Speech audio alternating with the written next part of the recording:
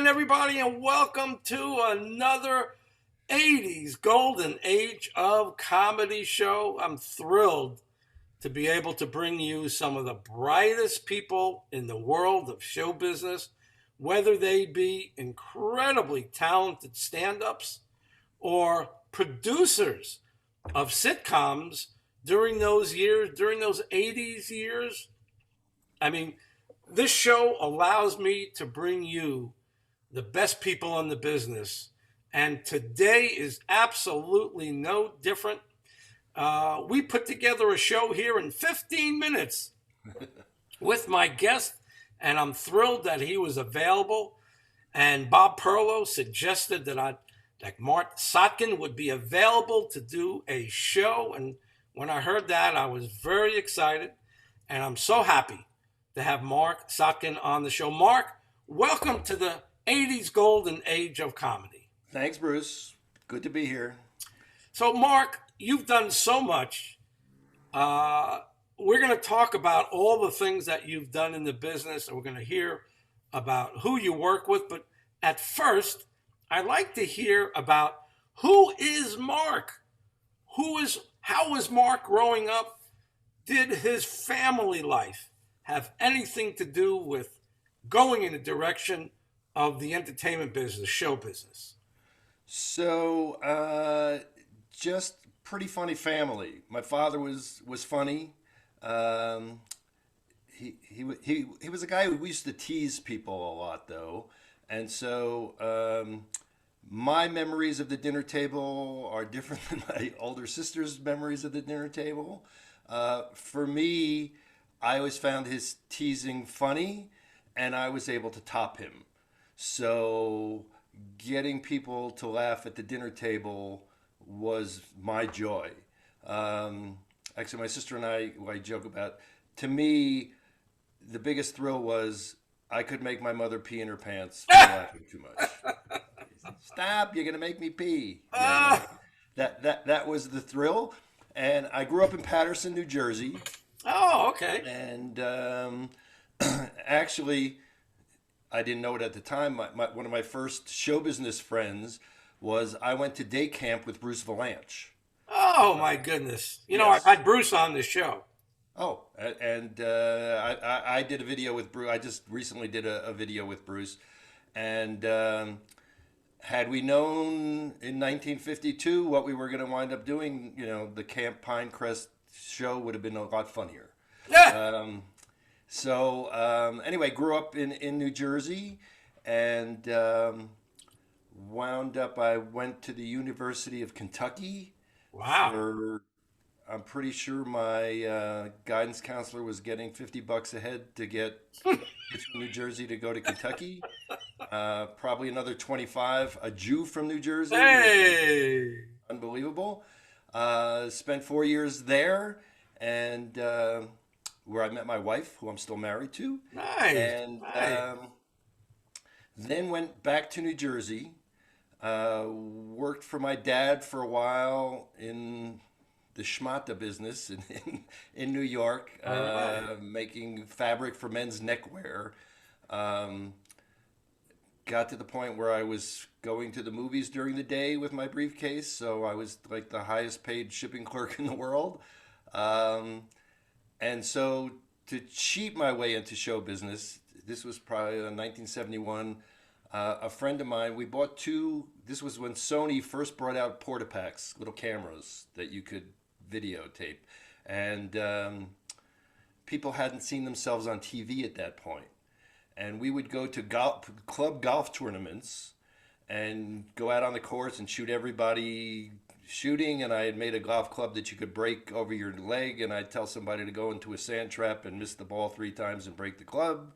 And then another guy would look around 3 times and throw the ball onto the green. And we would show that at the dinner. And that was funny. And fortunately, that business failed. And I needed a job, and I was hired by BVD Underwear to go be their salesman in Houston, Texas. And for 2 years, I drove around 40,000 miles of Texas selling BVD underwear. And I finally said to my wife, I can always get a job that I hate as much as this. Yeah. Let's go to Hollywood. Yeah. And we packed everything up in the U-Haul and went to LA. And my sister, my older sister, was there at the time, and she was not working then, but years before, she had been a talent coordinator on the old Joey Bishop show, on the Joey Oh, Bishop talk wow. show. So she had some contacts. I love Joey, And by the way. He was one of pardon my me, favorites back then. Joey, yeah, and actually, while she was doing that show, this little side note, uh, I didn't. I was in the first year of the draft lottery, and Mm, one of the guests who my sister used to book was Kreskin, the amazing Kreskin. sure. And I tried to get Kreskin to predict that first draft lottery and somehow get me late in the in the program. But anyway, that didn't work. Anyway, so my sister had some contacts, and she introduced me to somebody who hooked me up. And so the first writing gig I had was writing questions for Tattletales, the quiz show with Bert Convy. Wow. So you knew right away that you could be a writer? Because not No, everybody has that. No. no, I didn't. I went out there to be in show business. Actually, my very first job was I was a runner on Easter Seals Telethon. This same guy who got me the Tattletales gig somehow got me in there, and they used to say, "Okay, we're ready for dinner," and I would tell them what I wanted, and they, "No, no, no, no, you're getting dinner. You don't understand. This is what you're doing." So I wasn't sure what I wanted to do. And then I decided, okay, I'm going to try to write. And I realized that writing for comics, they don't always pay you, and wasn't a lot of money. And so I started writing spec scripts, which is what at that time you did. You pick a show you like, and you write a script, and you hope somebody's going to read it, and you get encouraged, and you move along. So I wrote a Rhoda, and I wrote a Barney Miller, and I was getting encouraged, but people were reading it, my stuff, and saying, "Okay, you're funny enough, and you're going to learn how to do this." Um, One of the people who I met during that time, a guy named Greg Hoblet, who went on to direct Whew. a lot of L.A. Law and a lot of Botchko shows, and then feature films. We met very early on before he had been discovered, and actually somebody who know of. He was living with Barry Youngfellow at the time. So Barry Youngfellow, who I later worked with on It's a Living, was one of the first people to read my stuff. So anyway, I was Wow. being encouraged, and Greg told me about this improv show that was starting called Off the Wall, and that I should go. And I was there on opening night, and it was a revelation. Here were people on stage talking to each other in jokes, and they had a workshop, and I joined the workshop, and paid in. Actually, the woman Dee Marcus, who ran it, had a son, and I didn't really have the money to pay for the class, so I paid her in underwear samples. Ah. So still had a lot of BVD briefs in the trunk, so took care of her son that way. Anyway, 6 weeks into that class, one of the members of Off the Wall decided to go into the priesthood, because it was, I guess, a better paying form of show business, and they asked me to join the show. So every Friday and Saturday night, I was performing in this improv show. And in the workshop, met people like Gary Shandling, and I became friends in the workshop, and Wayne Klein, who went on to very successful writing and producing. A lot of people came through Off the Wall. Um, and Archie? at some Was it point, Archie in Off the Wall? yes, Archie Hahn. Archie Hahn was after me. Okay, so I had already been discovered, Oh, okay. and so I had already left Off the Wall. And so at some point, we got good reviews in the LA Times, and people were coming to the show. And a producer named Harvey Miller, who was one of the writer producers on The Odd Couple, And when later went on, he wrote and directed Private Benjamin. Oh, Harvey had a very long, successful career. wow. He came to Off the Wall and asked me and now Judy Askins, she was Judy Irvin at the time, and Chris Thompson, Oh, I who know went on Chris. to create Bosom Buddies I know and Chris. very, very successful writer producer. He asked the three of us if we would come be the writing staff on this new show called Sirota's Court on NBC. And Sirota's Court was Night Court before Night Court. Michael Constantine was the judge. Fred Willard was the DA. So we were in show business, Wow. which was amazing. Wow. And going to Universal Studios was where we first started. Wow. I was working in Jack Webb's office, Oh, the Jack man. Webb building. So, Oh, wow. it was a huge thrill. That show didn't make it. So after we did, I think 12 or 4, something like that. NBC didn't have much faith. They were in a big management. This was before Brandon Tartikoff took over. The show was never on was once on 2 weeks in a row in the same time slot. So it's hard to build an audience.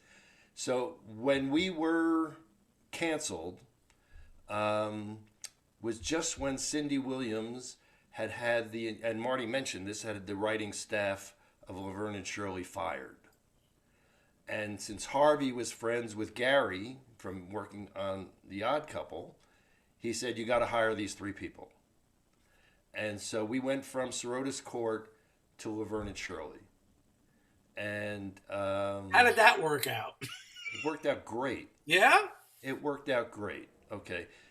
It's been documented that it was a really hard show to work on. Actually, it was interesting. I watched your interview with Marty Nadler.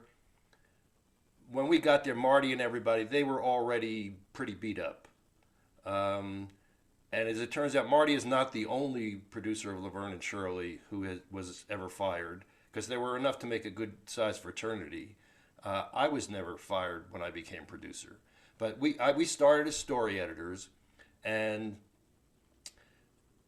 because we had worked before, Marty also mentioned, so Gary had this system where he would bring people in as apprentices, Right. and you would sit around the table and pass jokes to people. But we had already worked. So he worked out a deal with the Writers Guild, since there were 3 of us, that they could pay us like 1.5 times a writer. But we couldn't have the 3 of us on as a writing team. So they divided us. So Chris and I had a credit together, and Judy was with Paula Roth, who was the only person they saved from the original writing staff. Paula had grown up with Penny and Gary, and she knew the show, and she was terrific anyway. So Paula was there, and so when we first got there, Eric Cohn, who had co-created Welcome Back, Kotter, was there with Monica Johnson, and they were already pretty miserable when we got there. Monica was coming to work in her pajamas every day. For us, the 3 of us, we were still thrilled to be in show, Sure. in show business. And because of Gary Marshall's connections, they used to bring in punch-up people for the big rewrite night. So like Pat McCormick, if you remember Pat. Oh, I know McCormick, Pat very well. Yeah. So Pat McCormick would come to the rewrites.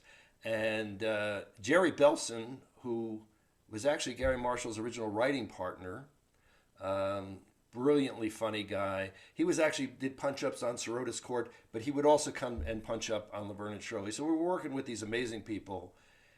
And Gary Marshall he probably has taught more showrunners than anybody in history.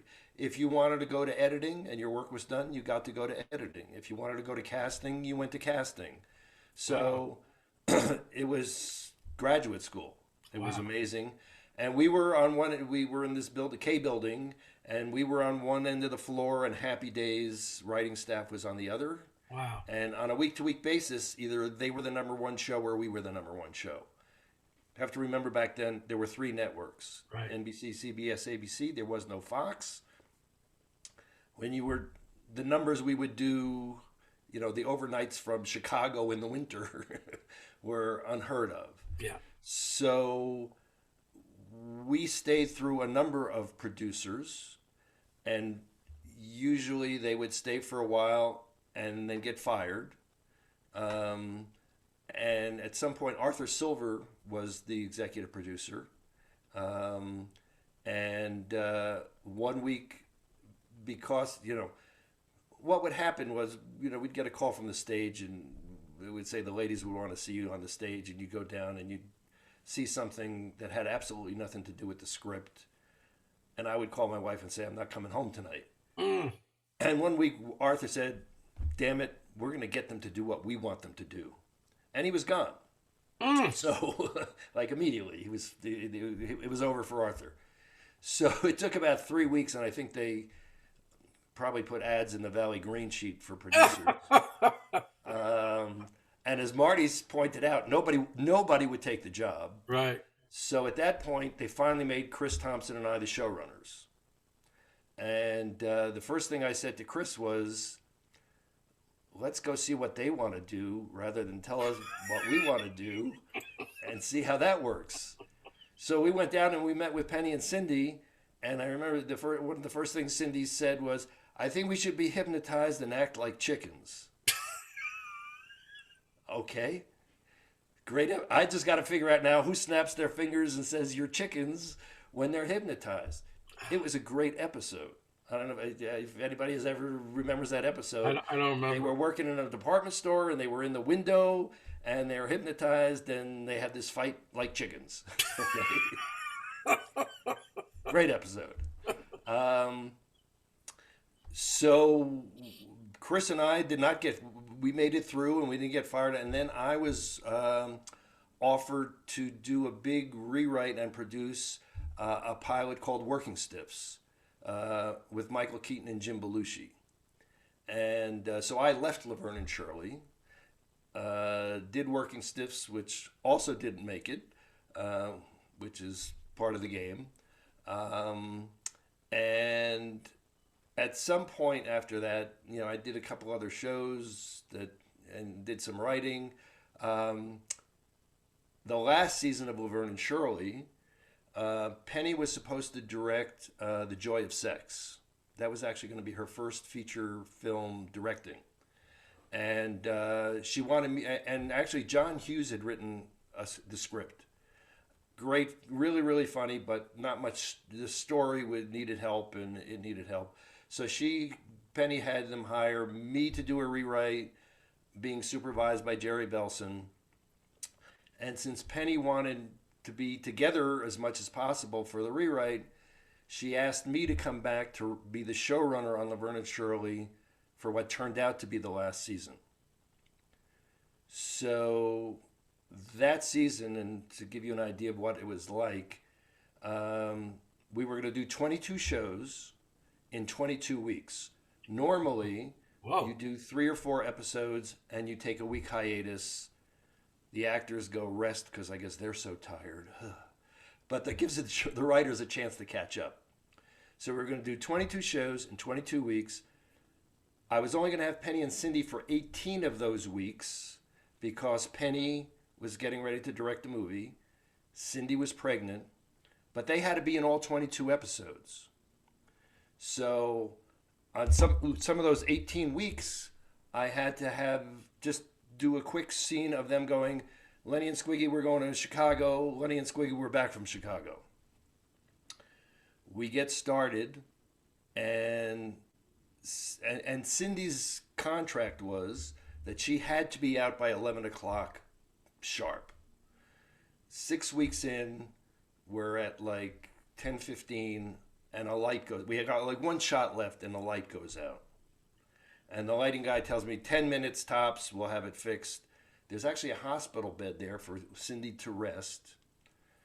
We get done at like 11:02, 11:03, something like that. The next day I go in, and Laverne and Shirley, we shot on Tuesday nights, and then Wednesday morning was the table read. Okay, so Friday night was the big rewrite. You camera blocking was Monday, Tuesday you shot the show, Wednesday you get started again. Wednesday morning I go into the office and my secretary says, Gary Nardino wants to see you in his office. And now you showed a picture of Gary Nardino when you did your interview with Marty. Yep. Gary was the head of Paramount Television. I go into his office and Gary Nardino is there.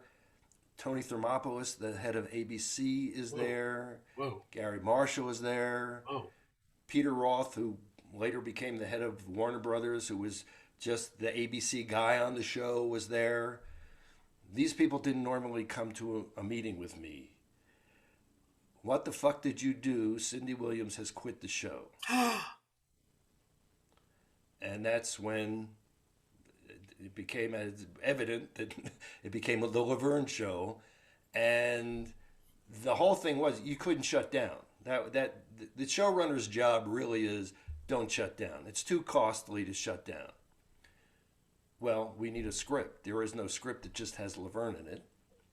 So I go back to the office and we have no ideas, and finally I write a script with Roger Garrett and Al Aikman. Somebody comes up with the idea, what if Laverne wears big hats? And one of the worst episodes you'll ever see is there's an episode where Penny is wearing the Eiffel Tower hat and a gondola hat, but we got through it. And then there's a series of episodes where it's Laverne and somebody, okay? Doesn't she have a contract? Yes, she does, but her contract says she must be done by 11 o'clock at night. Oh. Okay? And that was the year she had married Bill Hudson, who was kind of a Svengali in her life, and they wanted her out. And she was pregnant. Okay, so the reality was she probably shouldn't have been doing a lot of physical comedy. So, early in that season, we had gotten her married, okay? And typical of Laverne and Shirley, Cindy said, I don't want to see the guy who I'm marrying. So we had her marry this guy from the army who had some weird tropical thing. So it was a guy who was completely wrapped up in bandages, okay? Oh. But she was married, okay? She was married. So when she left the show, Laverne finds a note under her bed that says, sorry I didn't give you more warning. I got to get out of here. I've been transferred with my husband. So, but a few weeks later, Michael McKean comes and says he's leaving the show because he's going to go do this movie called Spinal Tap. And the studio says, well, you can't. We're going to sue you. You got a contract. He goes, I don't care. I'm going to go do Spinal Tap. So now I got Laverne, I got Squiggy, I got Rhonda. But we keep going. Okay? You have to keep, the show must go on, right? The show must go on. So, and then at some point, Betty Garrett, who played, Mrs. Babish, she left the show, okay? And actually, here's a plug. If you go to my website, one of the first videos that I made, it's called Everything About It Is Appealing. How we covered, and it's a good story, how we covered her leaving was Mr. DeFazio winds up having to babysit a chimpanzee that Laverne was supposed to be watching. And well, of course we have the chimpanzee smoking a cigar and playing cards because it's 1979. Who knows about animal rights? If you're going to have a chimpanzee on the show, have him smoking a cigar. Anyway, so Mr. DeFazio pours his heart out about his girlfriend leaving this monkey. So we're doing whatever we can to keep going. So we're doing an episode, and Penny is dating the guy who's playing this guy who's Larry Breeding, who was starring in Who's Watching the Kids, which is Gary Marshall's fourth try to do Blansky's Beauties, which I also got to do, by the way, because Gary didn't.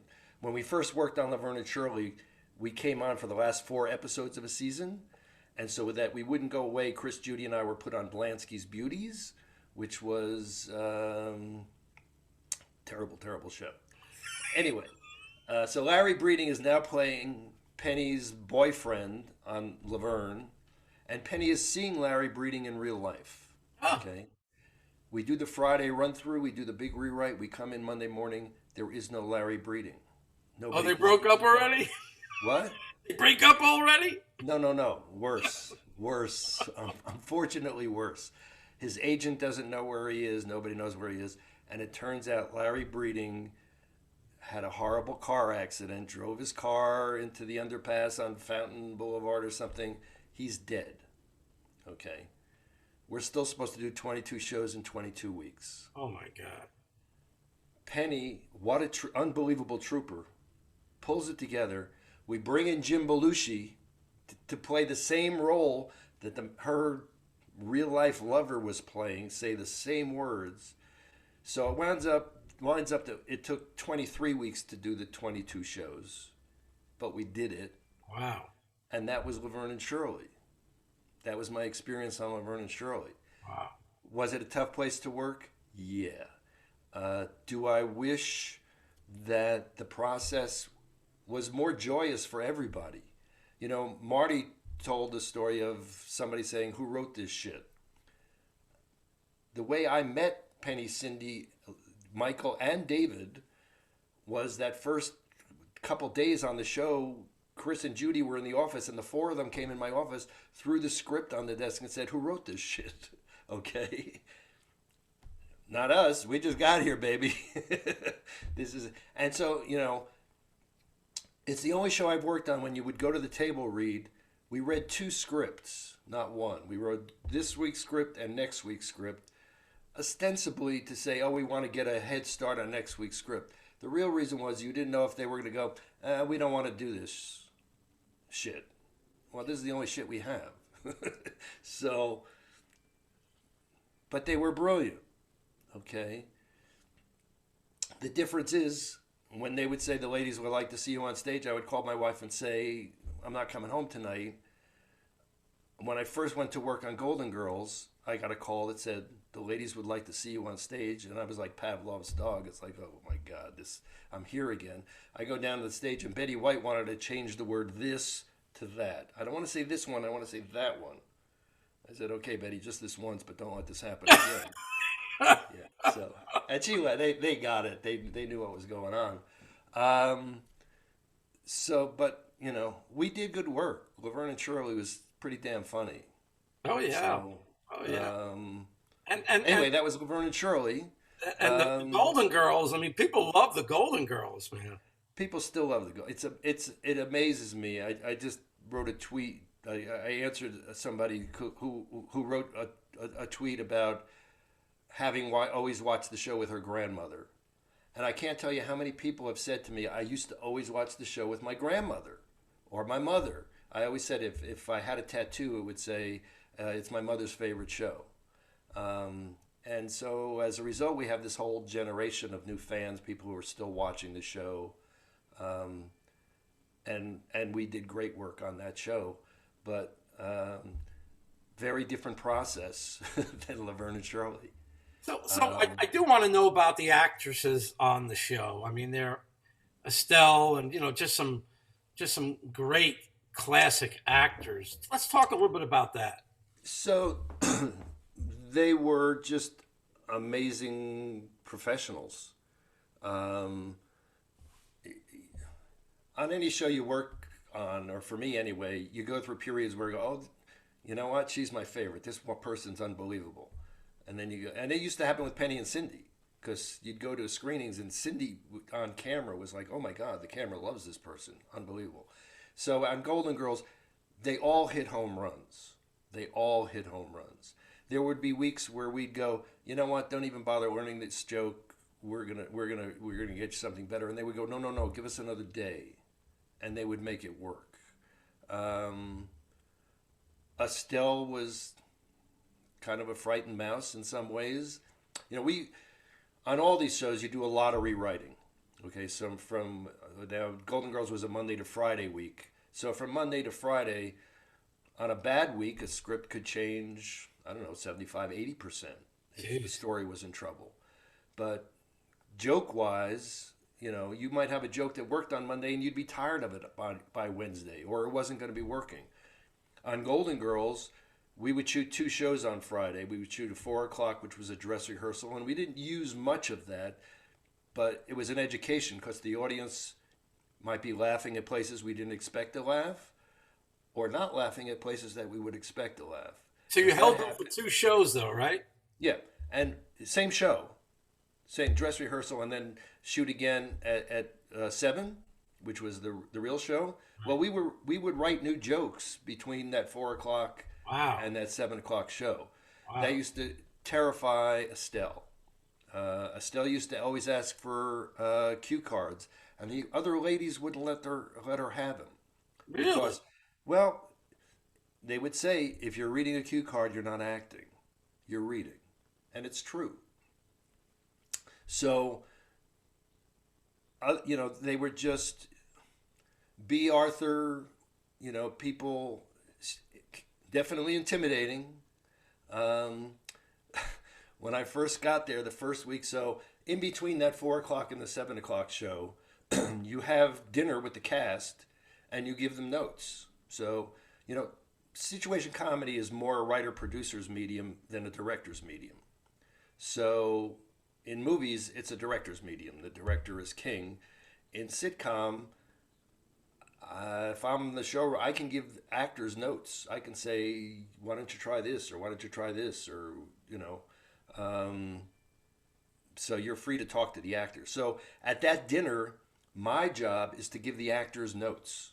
Okay, maybe tell them to hold for a laugh somewhere because we weren't expecting it, or their guy, hold there because we're gonna do some editing thing.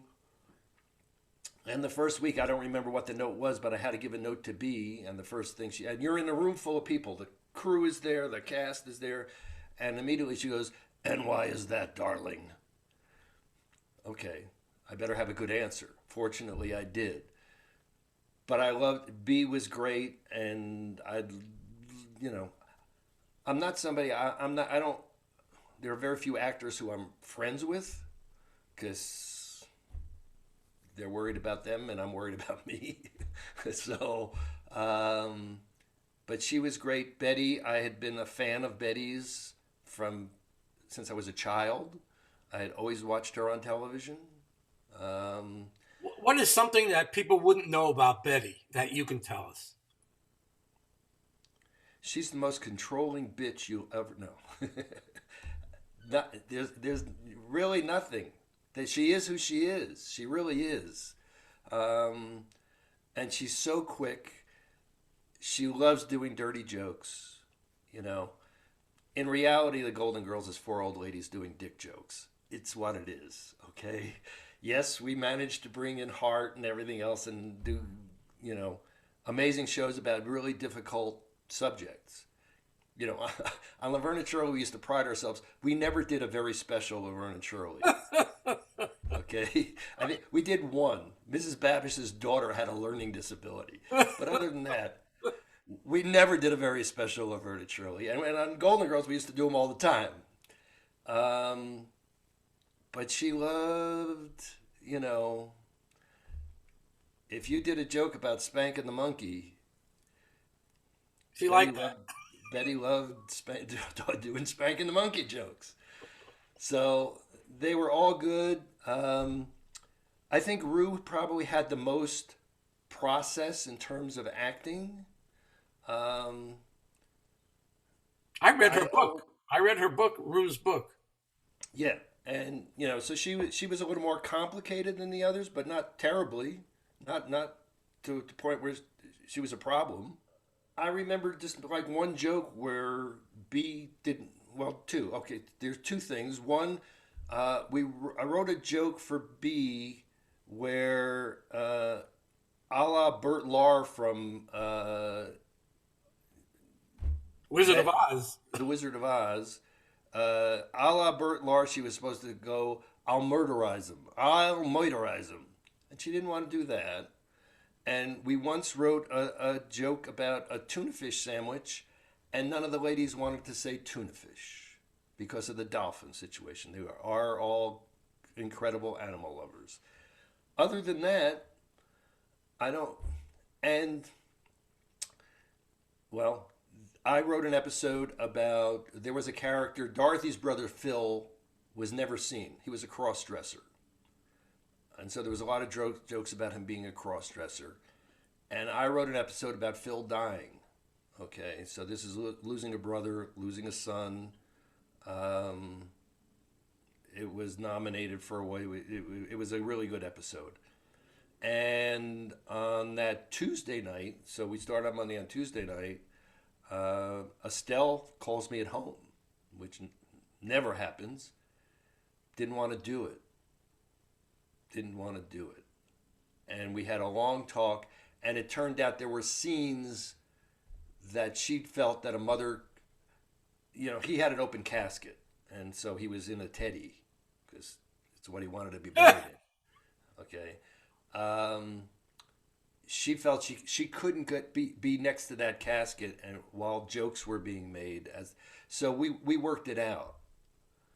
That was the only really big acting thing that went on. We give you in terms of the trust the cast had. I came in as the showrunner on season 5. So they had 4 seasons where they were winning awards and the show was a big hit. And now they bring in this new guy and new writing staff. That's always hard. Who knows? So the first 2 episodes of that season, Susan Harris would write an episode a year. Okay. And she wrote a 2-parter called Sick and Tired. And it was about Epstein-Barr, because she had that. And so Dorothy's, it's chronic fatigue syndrome. And it wasn't terribly funny, but we're the new guys and we sat back and let that all happen. And the first episode that we brought to the table was Blanche's daughter decides to get artificial insemination, and they're going to a sperm bank. Okay? And one of my favorite jokes ever is Estelle goes, "Oh boy, we're going to a sperm bank." Okay. But anyway, at the table reading, that script, the second AD and the associate producer used to time the laughs at the table, because you have to have an idea of what the laugh spread is, so you know whether you're long or short or you have to cut something. It got the longest laugh spread of any reading ever at a Golden Girls. Wow. The ladies were still curious and not convinced about the writing staff. About 2 or 3 weeks later, we had a story that was in trouble on Monday. That was a terrific show by Friday. Really? Then they were on board because they knew we knew how to do our job. Because that really is what the job is making it work from Monday to Friday. Possible disaster. Yeah.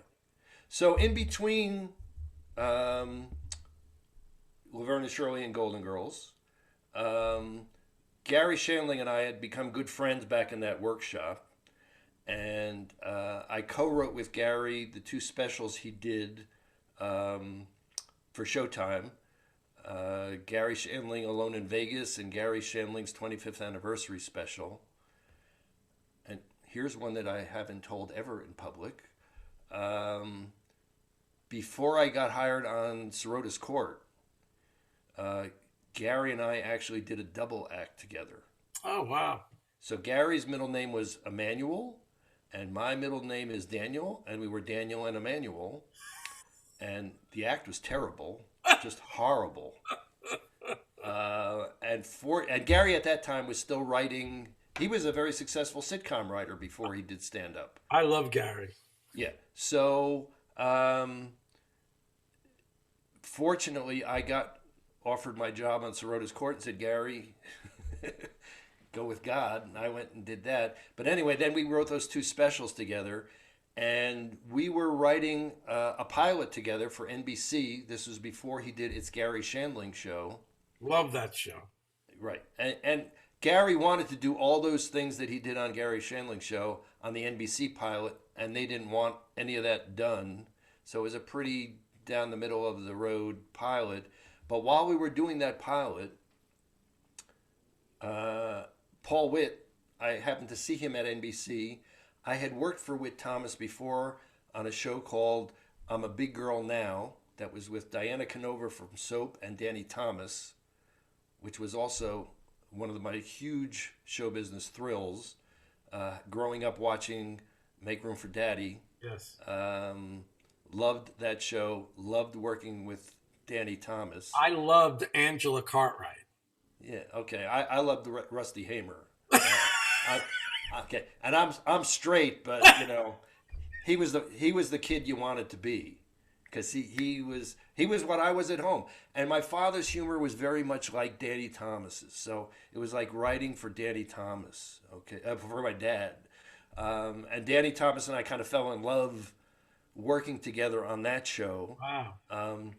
Actually, my I've got one regret from that show. Martin Short was on that show. Okay, as well as Sherry North, and I never asked Martin Short, "Hey, do you do impressions or anything?" So, because it might have made the show a little funnier if we knew what Martin Short does. Anyway, I wrote it. Part of the story was Danny Thomas was her father, and they were living together because his wife had left him for his partner. They were dentists, and his partner ran away with his wife. Okay, so that was the story. And I wrote an episode where the partner comes back because he misses Danny's character more than he loves the wife. Wow. And we cast Sheldon Leonard as the partner. Whoa. For anybody who knows television. Wow. So Danny Thomas and Sheldon Leonard, besides being actors and funny people, were the biggest producers in television. Dick Van Dyke Show,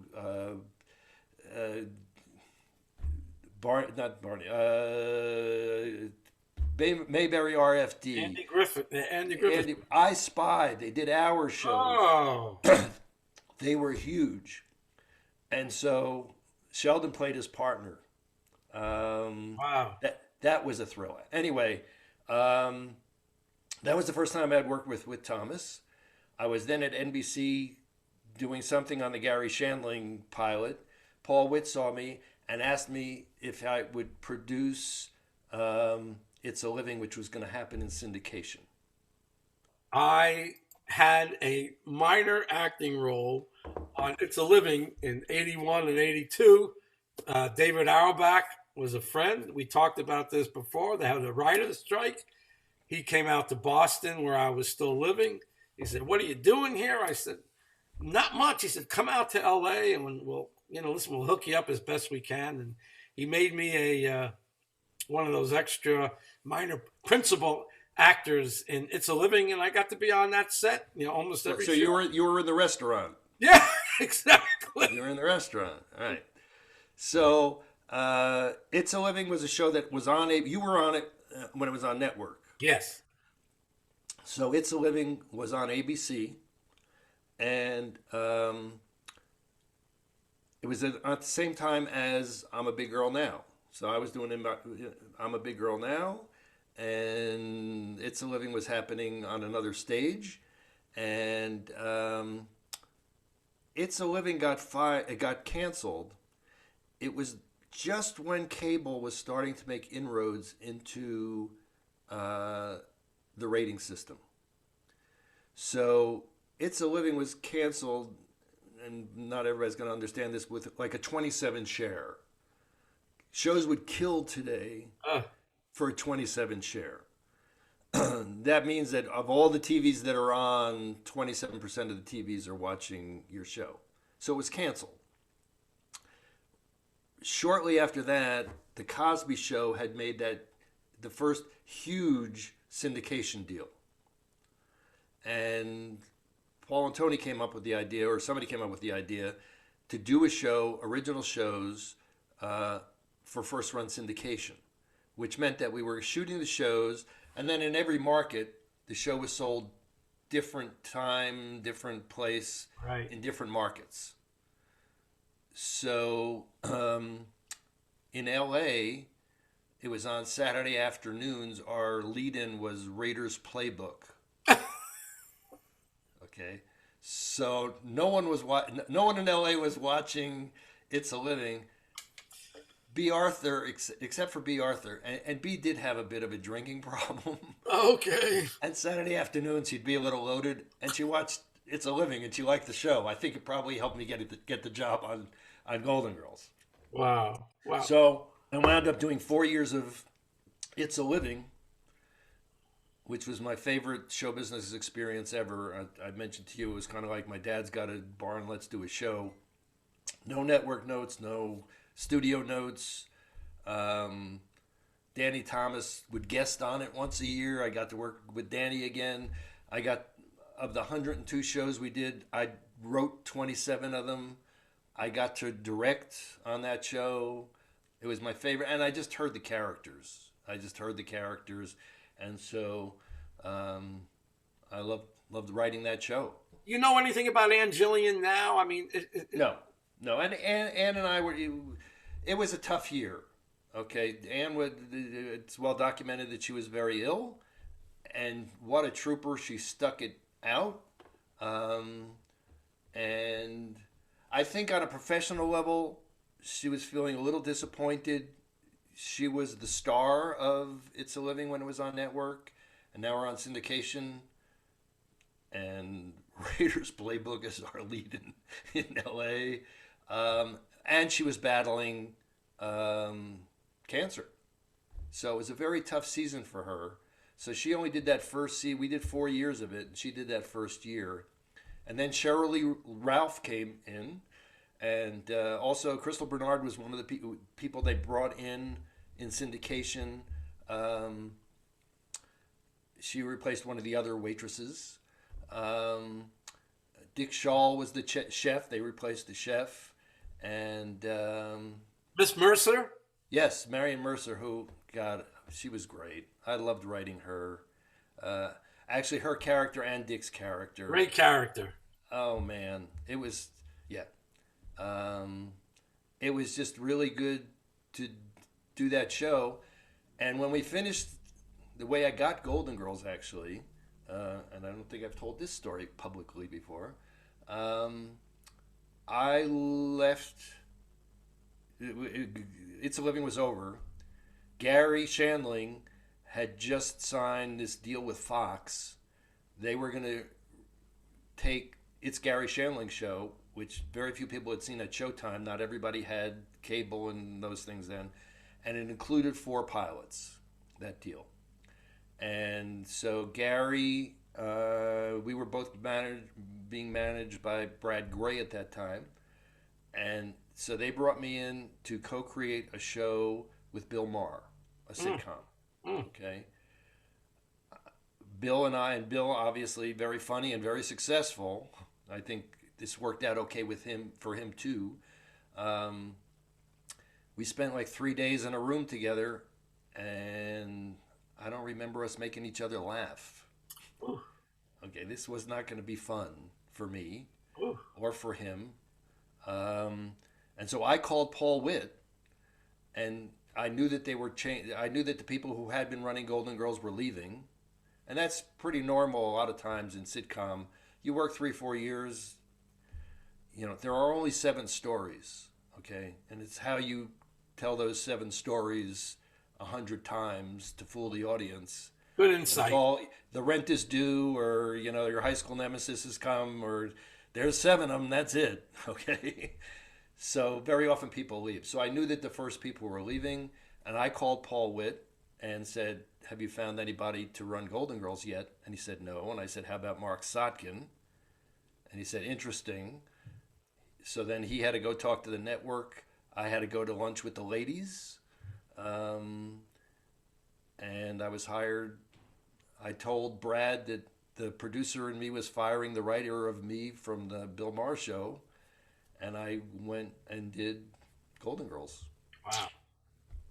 Wow. So, um, worked out okay for me.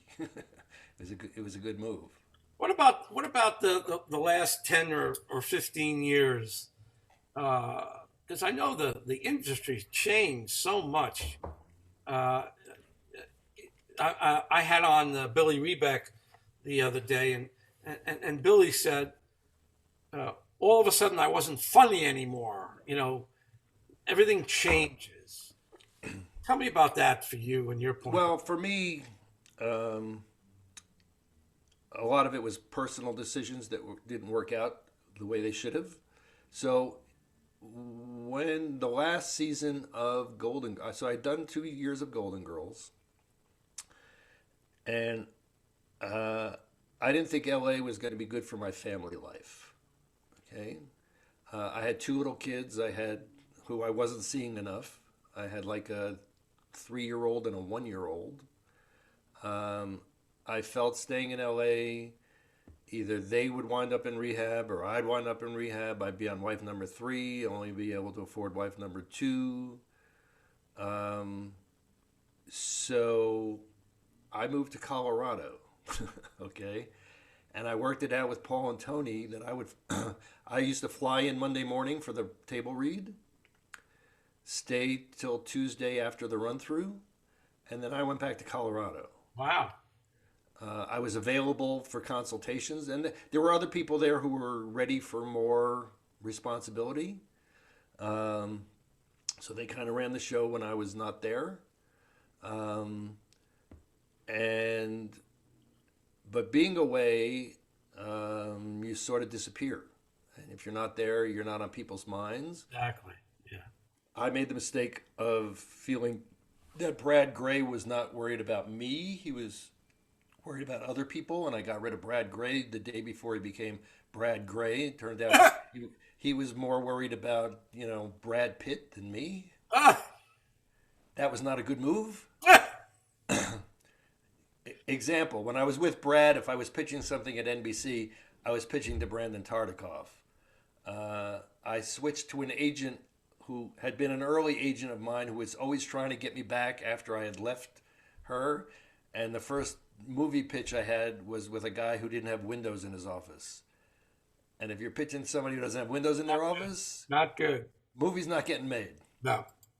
So after that, I started getting. Everybody knew that I only wanted to be there 2 days a week. So we worked out things that, okay, I'm going to come for the first 6 shows. I'll be there for pre-production. We'll write scripts. I'll be there for the first 6 shows. But we're going to get to the point where I'm only there 2 days a week. So I kept getting worse and worse shows. So I got, first there was the Sinbad show. And I was the 4th showrunner of that season. So you know that there's probably problems on the show. Oof. Okay. And in Sinbad's defense, okay, and I only figured this out afterwards, unfortunately. So Sinbad had one vision of the show. Disney was the studio, and they had another vision of the show. Fox was the network, and they had another vision of the show. Oof. So nobody was ever happy. Okay. Disney wanted it to be about the kids. Fox wanted it to be about a swinging single guy. Sinbad wanted it to be the Cosby Show. So it was not a good experience, to say the least. Wow. I have a question that I've never asked the producer before. Because, we have Screen Actors Guild and SAG and actors, and every time they show, the reruns, they make money. They get a check in the mail. Right. How does that work for producers? Doesn't. It doesn't work at all for producers. So the PGA is probably the weakest of all the unions. They have no power really, and so there are no. If they were producing residuals, it'd be heaven. So, for instance, on Golden Girls, most of my time is spent rewriting other people. And early on, Gary Marshall had taught me that, in the Writers Guild, if you rewrite somebody's script a lot, you can take it to arbitration. You can show what that writer delivered, and you can show what you did with the script, and you can take the writing credit. And Gary Marshall taught us, you know what, that writer needs those residuals. You're getting paid very well to do what you're doing, so we don't arbitrate. Okay. So as a result of the amount of time, I wrote, I think 7 or 8 Golden Girls and a couple of the fourth year actually I was there. Actually, we did Golden Palace, which we can talk about what happened with that. So I didn't write that many Golden Girls. So I still get residuals for my Golden Girls that say written by Marc Sotkin. Oh, okay. But then anything that says produced by or executive produced by or any of those things, there's no residuals. Wow. Yeah, it sucks. It really does. So previously super talented people on top of the world producing great shows, they're scrambling now. Yep. Yes. Yes. Now, if the nice thing about the Writers Guild is if you work long enough and you write long enough, there is a pension. They do have a pension. Okay? So there's that, and that's incredible. That's nice. No I pension love that. for producers? Close your eyes. What do you see? Ooh. Nothing. Nothing. Yeah. So Directors Guild, very strong. There's residual. I directed my 2 episodes of It's a Living. I get a little bit of actors. I do get checks for like $1.49 from Laverne and Shirley because if you ever see the festival episode, okay, where they go back to New York for the street festival, Gary Marshall was directing that, and at some point he decided there was a climbing a grease pole contest, and he decided that they needed a judge to go 10 seconds, Laverne, and so he goes, Mark, do that, Mark. Okay, so I had a similarly large role on Sirota's Court, which got me into SAG. So I am a member of SAG. So I do get $1.49 every once in a while. Hey, You never know. You never know. A cup of coffee, but whatever. It used to be a cup of coffee. Not anymore. Anyway, so I still get writing residuals from Laverne and Shirley. Actually, I left it out for a certain demographic. They loved that. I did work a season on Charles in Charge. Oh my God, Mitchell Bank is a good buddy of mine. Yeah, so that was like truly the worst year of my life. Anyway, after the Sinbad show, I got to consult on another Michael Jacobs show called You Wish. My guess is you didn't see that one. You know what? I think I know a little bit about it. Yeah. So this is about a mother with 3 kids who winds up with a genie, but she doesn't want the genie to do any genie shit because it's going to spoil the kids. Oh, God. Okay? Michael Jacobs, he must have pictures of Michael Eisner that are just obscene because he was getting these shows on the air that just... Boy Meets World was good. Yeah, yes, okay. I liked it a lot. The guy who played the genie, every time you'd see him work, you'd go, oh, if only they could have gotten Robin Williams for this one. And Jerry Van Dyke played another genie who was the other genie's buddy or something. Okay. Awful show.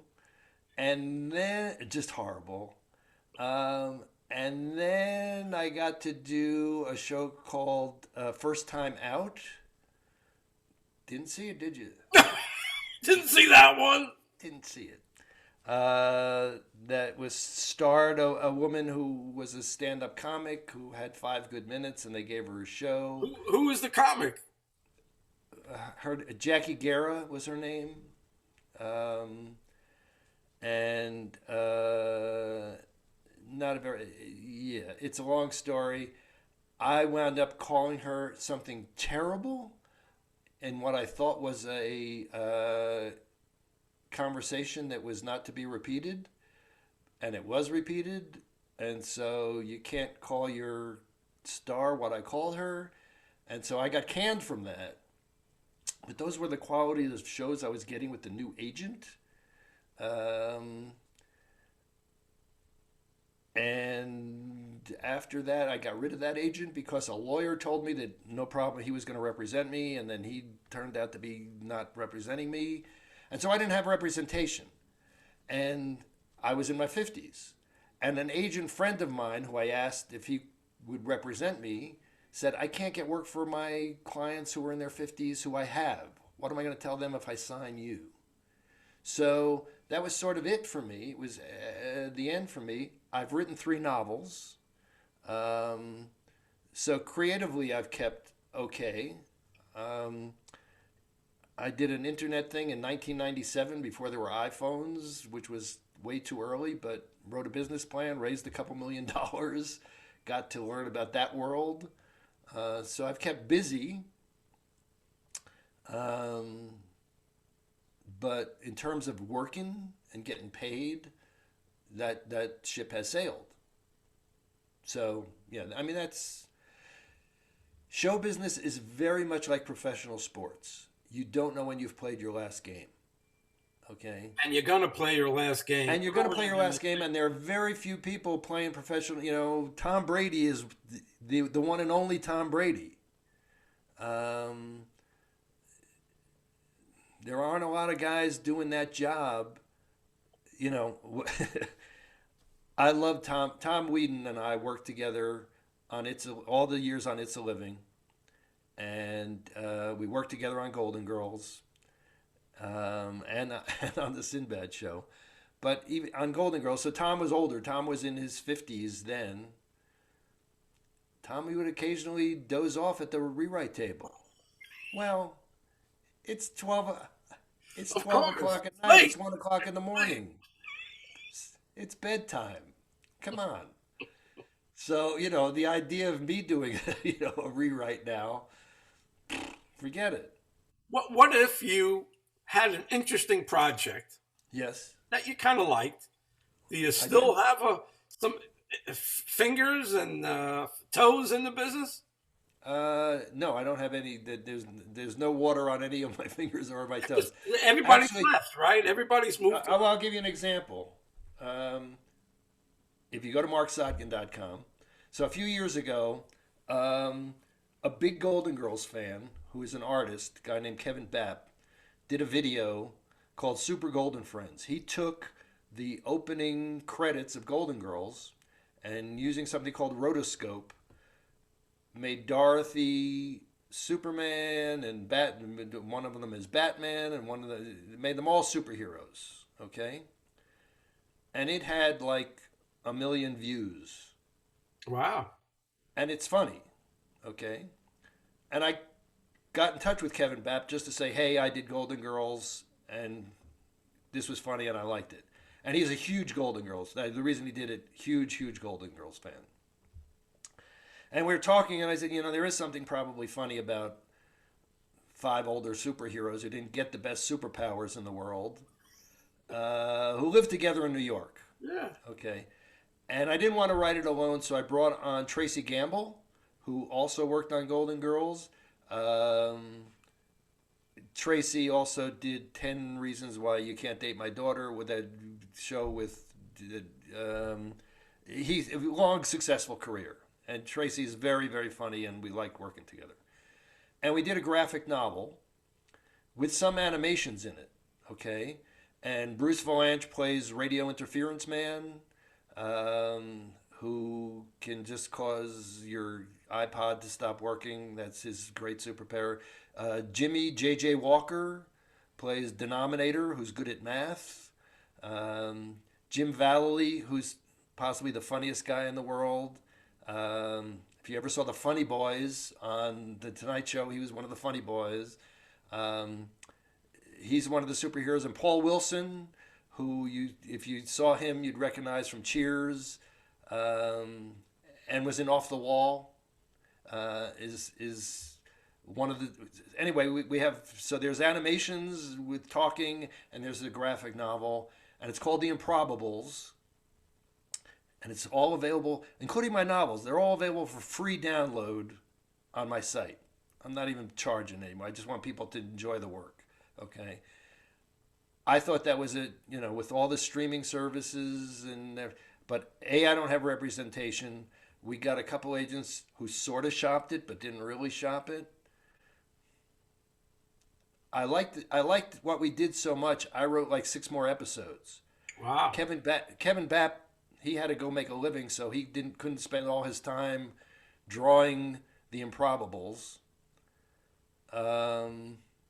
That's one that if somehow the universe said, "Hey, Mark, we're going to do the Improbables," that's when I really like writing, and I could write myself and punch it up. And with streaming now, there's 8 episodes. When we were doing network television, 22 was the order. If you did a show like Golden Girls, there were seasons that we did 24 because they knew what every episode was worth. So that's when you don't see your family. You have no life except for those 3 months of hiatus when you get to regrow brain cells.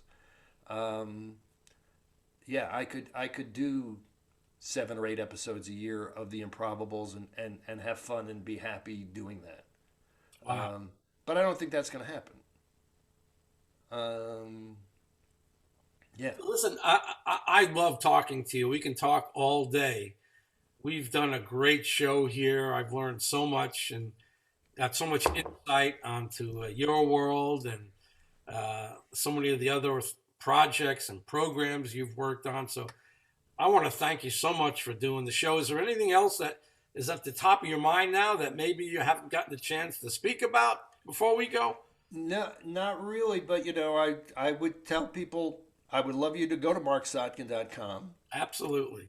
It's all so there are pilot scripts, there are feature scripts, there's the Improbables, there's all 3 novels. I'm doing some stuff on video, and it's all for. It's not. I'm not trying to sell anybody anything. It's great. I'll make sure the ticker shows your website all throughout the show. Appreciate it. My pleasure. Well, thank you, And Mark. people can always reach me at mark@marksotkin.com. Okay, there you go. I'll make sure that's in the ticker below as well. So, Yep. great guy. Love your history. Love your stories. I want to thank you so My much pleasure. for doing the show. My pleasure. God bless. Thank Take you, care. everybody, for watching another 80s golden age of comedy. My name is Bruce Starr, and we'll see you again on the next show. Bye-bye, everybody.